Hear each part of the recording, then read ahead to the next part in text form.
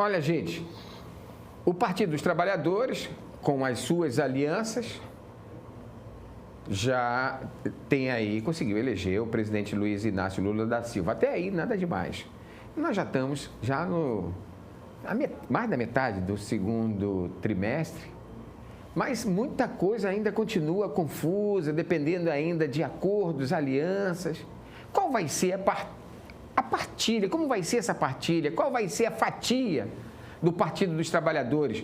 Tanto no governo federal, que já está quase que montado, mas no comando executivo, nos estados, as autarquias, né? As superintendências. Com quem vai ficar?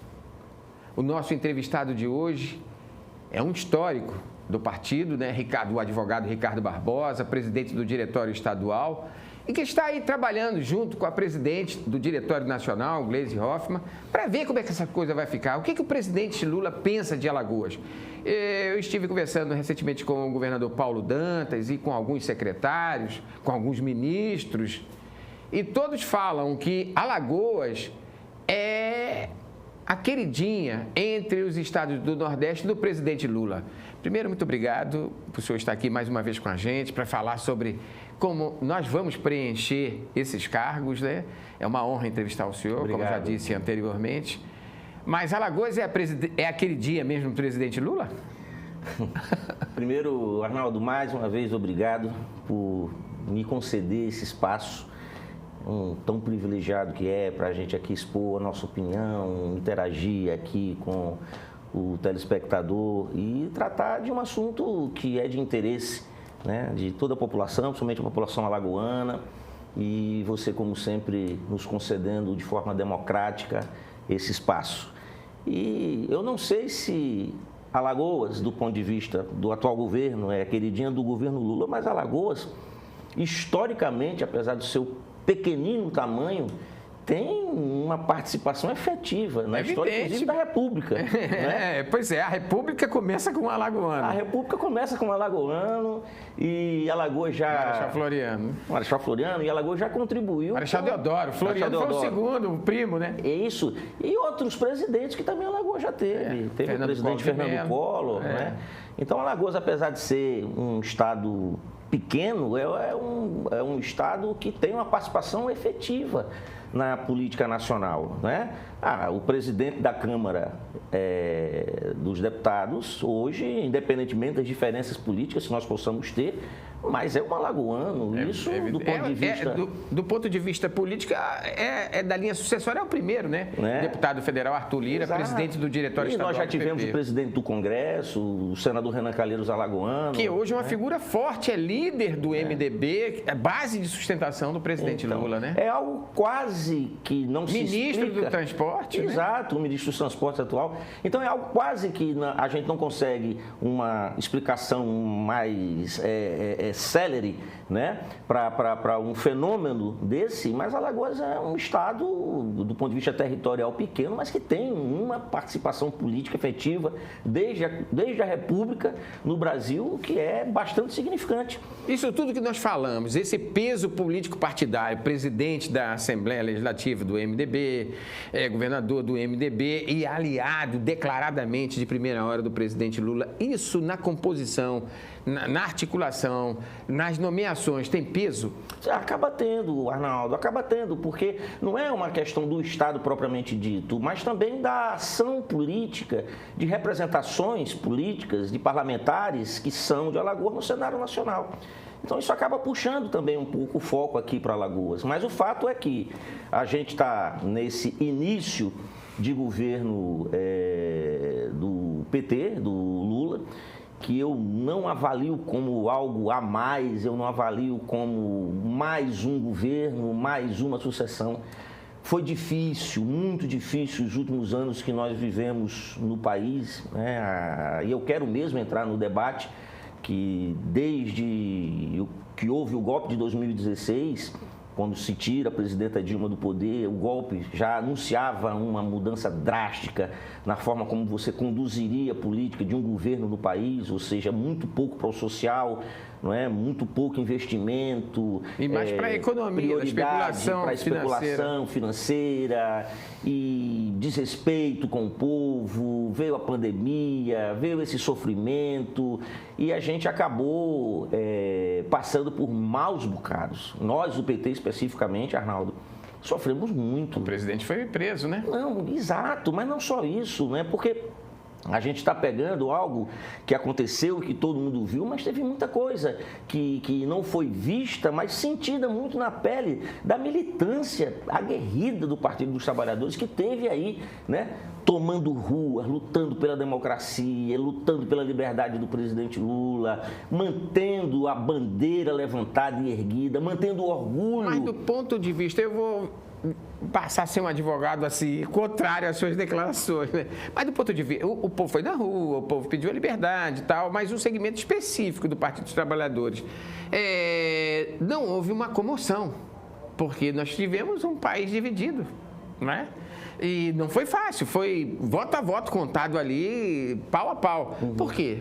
Olha, eu diria, Arnaldo, você está fazendo aquela figura, né, de provocar mesmo o debate. Eu aceito essa tua provocação dizendo que se não fosse o povo na rua, se não fosse a luta que foi travada... Especialmente o nordestino, né? Especialmente o nordestino, se não fosse as mobilizações, se não fosse uma vigília que foi montada. Gente, as pessoas às vezes não param para pensar do que foi o sacrifício, a dedicação, a entrega da vida daquelas pessoas que tiveram na vigília diuturnamente, em barracas na rua, sofrendo repressão, discriminação, sendo xingados, ameaçados, com a sua própria vida ameaçada, passando fome, frio, dando bom dia, presidente Lula, boa tarde, presidente Lula, boa noite, presidente Lula, para tentar energizar positivamente o presidente inocente, encarcerado, fruto de uma armação política, as mobilizações nacionais, quantas e quantas marchas houve, Arnaldo, que eu,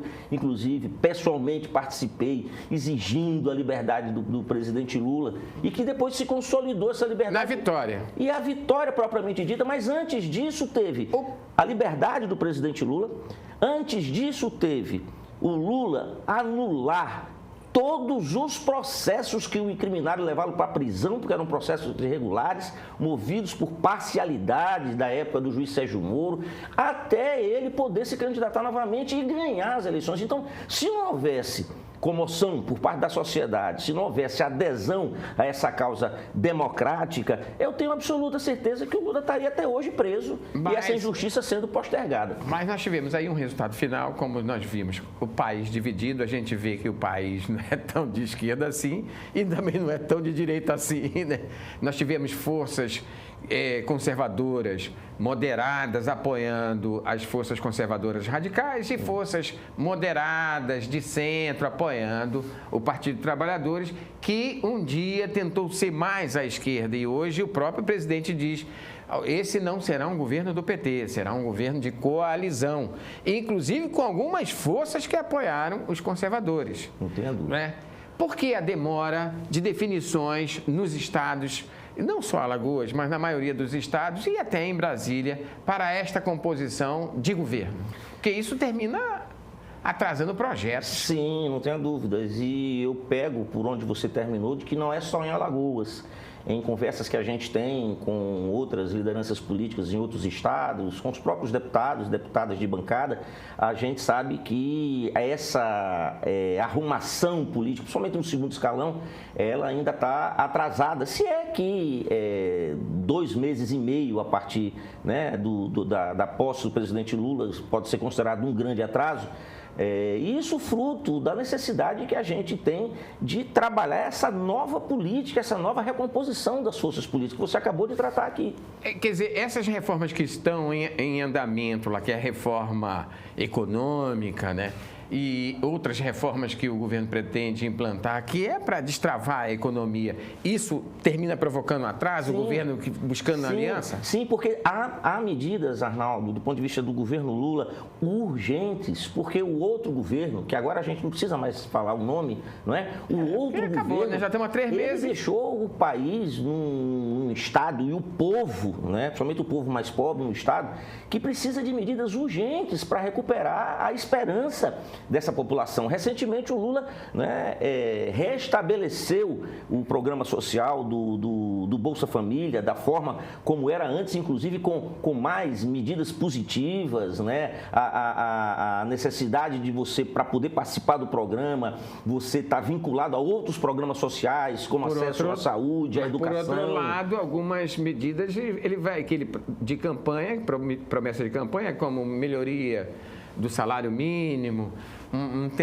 um reequilíbrio dos efeitos dos combustíveis, isso está meio que banho-maria. Mas, Arnaldo, eu considero que só o fato dele ter acenado para a melhoria do salário mínimo, o reequilíbrio do preço dos combustíveis, e não ter conseguido fazer isso com 2 meses e meio de mandato, dos 4 que ele tem pela frente, isso é algo muito positivo.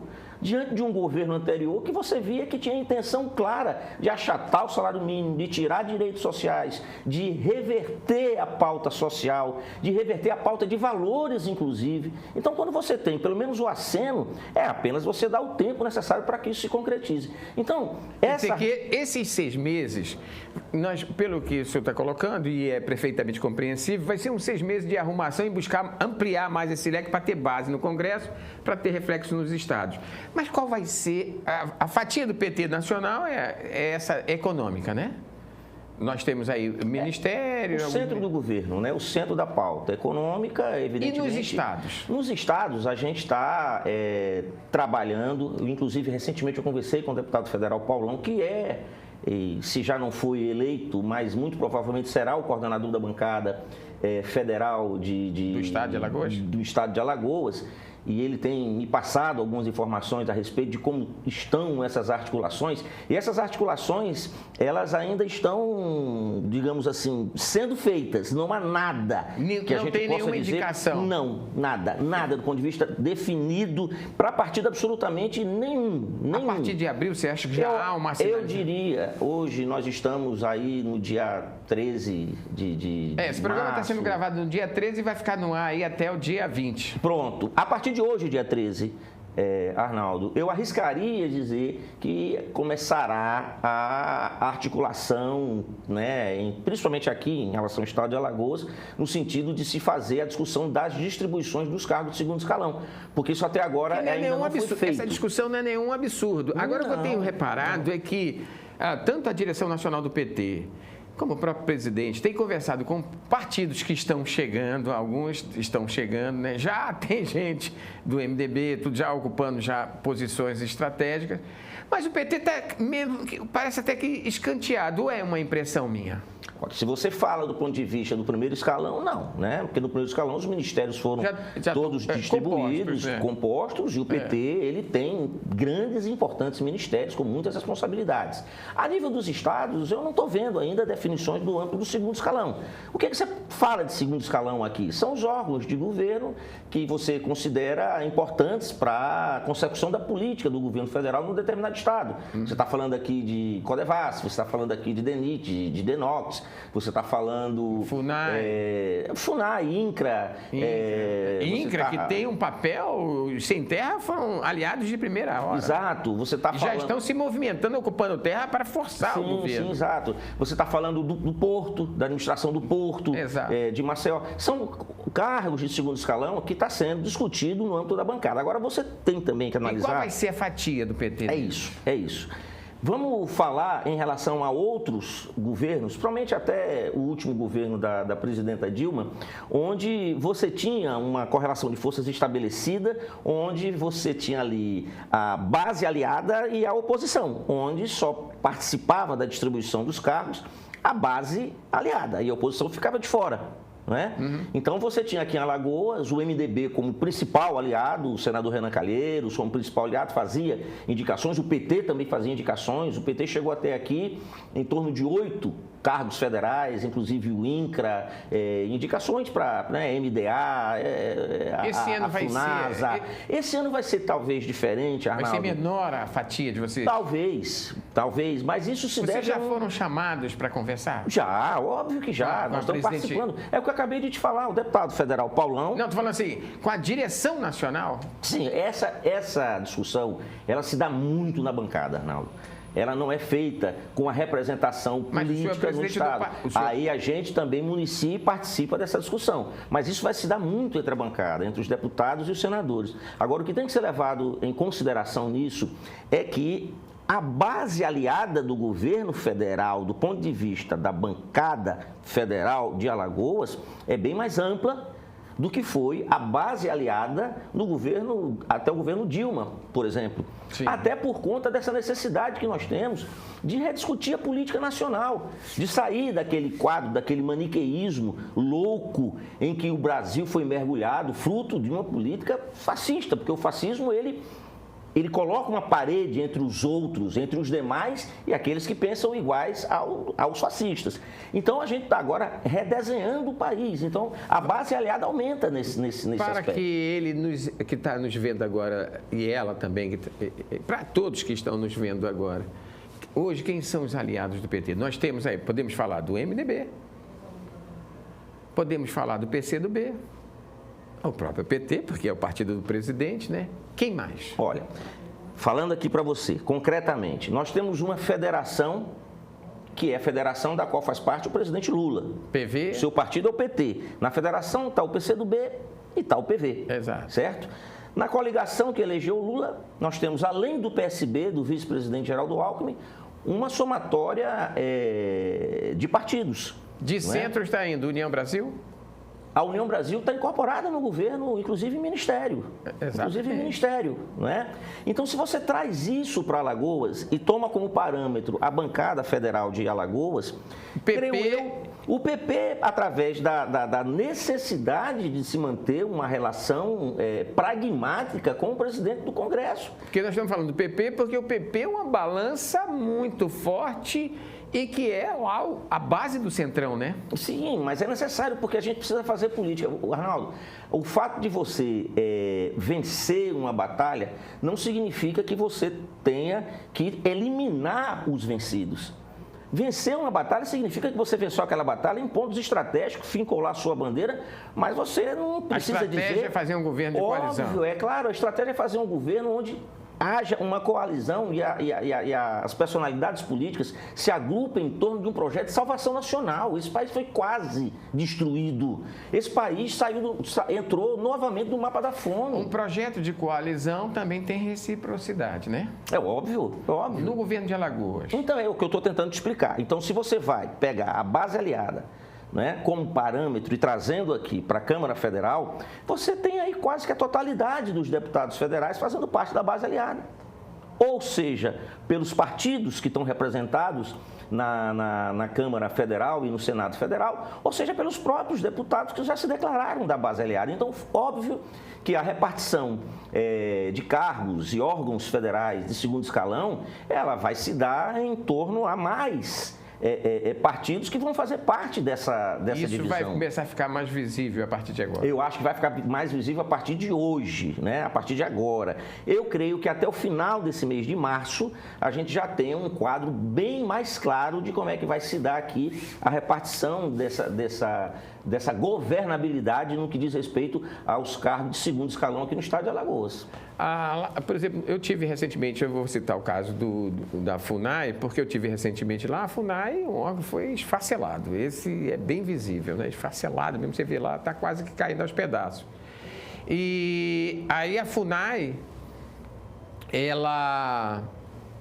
o superintendente está para ser nomeado, não sei se é superintendente ou coordenador, porque agora a FUNAI é Alagoas, Sergipe e Pernambuco. Está para ser nomeado. E só foi nomeado o da CESAI, que é a Secretaria Especial de Saúde Indígena Tá? E, que é um alagoano, Tunai Chucuruz Cariri, que é mais conhecido como Mano. É da cota do PT? Não, é como eu estou te dizendo, essa divisão de representações e de órgãos federais vai se dar entre a base aliada, tanto Câmara, deputados, deputadas, senadores, senadoras, no âmbito do Estado de Alagoas. O presidente do PT, que é um aliado de primeira hora do presidente Lula, da presidente do Diretório Nacional, Gleisi Hoffmann, quais os órgãos que o PT percebe, o PT de Alagoas, como estratégico aqui na base? Olha, Arnaldo, primeiro que você mesmo acabou de dizer, né? Nós somos o partido do presidente Lula. Sim. O partido Lula é filiado ao PT. Então, é legítimo que o PT participe dessa discussão e não participe dessa discussão como um mero coadjuvante. Porque vocês são protagonistas da história. É importante colocar aqui que o Partido dos Trabalhadores e a Federação teve um papel fundamental também na eleição do presidente Lula. E isso é reconhecido pelo presidente Lula, isso não é novidade. Aqui nós não estamos discutindo algo para chamar a atenção do presidente, muito pelo contrário, o presidente reconhece isso e já externou isso, inclusive pessoalmente, não é? O seu agradecimento ao Estado de Alagoas. E é legítimo que o PT participe dessa divisão. Tenha pretensões, e que almeje ter. E quais são essas? E que almeje ter representações de órgãos federais que a gente coloca como importantes nessa discussão, não é? Aí você pode colocar, eu estou elencando os órgãos, né? E não necessariamente, né, os que nós temos interesse. Nós temos interesse também, como é direito e legítimo, de que outros partidos também tenham. O INCRA, né? Por exemplo. O INCRA. Reforma agrária. Daí nós estamos vendo já ocupações acontecendo no país. Isso. O INCRA, se houver a nomeação, né, da pessoa, digamos assim, né, que nós estamos pleiteando para que seja... Será do PT? O coordenador do INCRA aqui será do PT. Essa nomeação a gente assume. Já dá para falar o nome? Ainda não, né? É o José Ubiratã. Né? É um funcionário de carreira aqui do Estado, mas é algo que está se discutindo. Ministério da Agricultura. A gente não está colocando isso agora no nosso mapa. Existe toda uma discussão onde o PT tem aqui elencados as suas... tem aqui? Você tem ideia? Não tem muitos não, Arnaldo. Eu fazendo uma relação de cargos federais aqui, eu já inclusive pedi para que se fosse me entregue, nós temos 32 órgãos federais. Mas desses 32 órgãos federais, você retira aí de 15 a 16, que são órgãos federais cujas representações elas não se dão diretamente com indicações políticas, nem cargos comissionados. Eu me refiro aqui, Exército, Marinha, Aeronáutica, entendeu? Polícia Federal. Polícia Federal é um órgão que vai passar por indicação de partido, né? A gente precisa discutir também. Então, toda essa arrumação, ela está se dando e creio eu que até o final desse mês a gente vai resolver. Mas o PT tem mira algum órgão? Não. Em relação à Polícia Federal, não. Ou algum especificamente. O PT tem mira o Porto, o PT tem mira a Codevasf, o PT tem mira o DENIT, o PT tem mira está tendo um problema sério com a Codevasf. O PT tem mira a CBTU, o PT tem mira os órgãos que nós estamos todos aqui falando aqui, o PT acha legítimo reivindicar. Agora, é óbvio que a gente sabe que isso vai partir por uma divisão. E nessa divisão Ele já me avisou que eu tenho 5 minutos mais e está muito bom. E a gente já estava, nos bastidores, estava querendo 1 hora para uma entrevista com você. Isso. Mas eu vou aproveitar ao máximo esse tempo. Quer dizer, diante dessa movimentação, por que o PT hoje está discutindo o cargo, o PT está discutindo a governabilidade, alianças, buscando também alianças com o centro, com os conservadores? Por que o PT não cresce?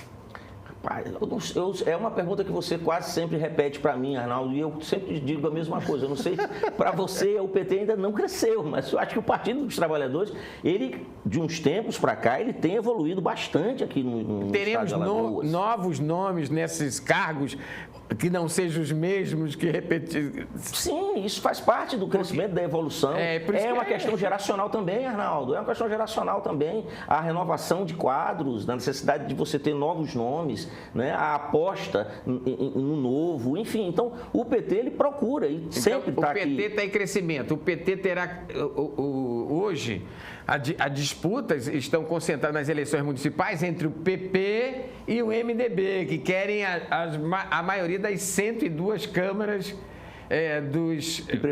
E prefeituras. né? As câmaras de vereadores e as prefeituras. E o PT?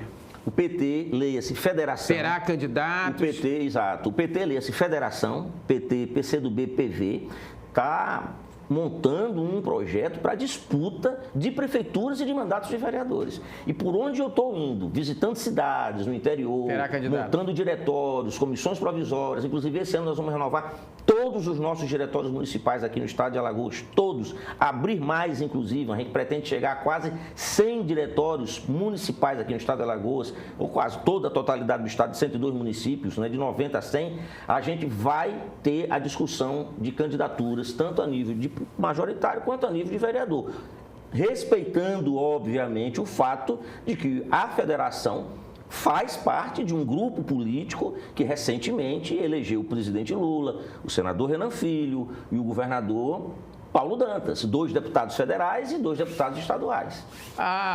Faz uma provocação. Essas alianças amplas com o centro e com a direita, ela interfere ideologicamente no partido? O PT de hoje não tem nada a ver com o PT de ontem? Não, olha, ideologicamente o PT, né, ele se mantém incólume em relação às alianças que são feitas do ponto de vista eleitoral. Que nós discutimos nessas alianças uma coalizão bastante específica e tática para um determinado momento, com objetivos claros eleitorais. Não é? Então, o que o PT pensa, a maneira como o PT se organiza, digamos, o PT tem as suas defesas em relação às alianças eleitorais que faz.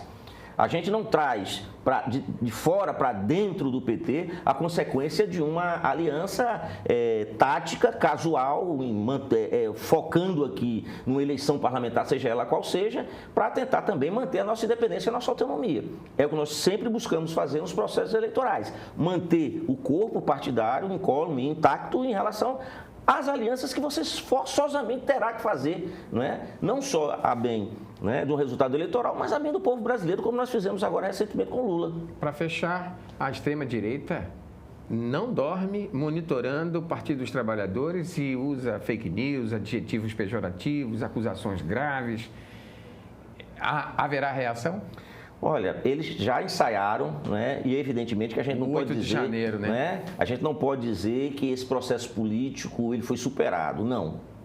Foi plantada estão preparados para 4 anos? Foi plantada uma semente, existe uma oposição, essa oposição está viva, e se do ponto de vista democrático, isso fosse algo benéfico para a política, para o Brasil, como já foi, nós já vivemos grandes polarizações políticas na época de governo de Fernando Collor, na época de governo de Fernando Henrique, mas não era da forma como a oposição, a nós, se comporta e como está se comportando hoje. Eu só espero que exista uma conscientização, inclusive das pessoas que seguem o bolsonarismo, de que é possível fazer oposição, mas respeitando a democracia, com tolerância, sem violência, respeitando os valores, os direitos humanos. Então, é o apelo que nós fazemos. Mas vermelho, que essa oposição... Você está de vermelho com a bandeira branca.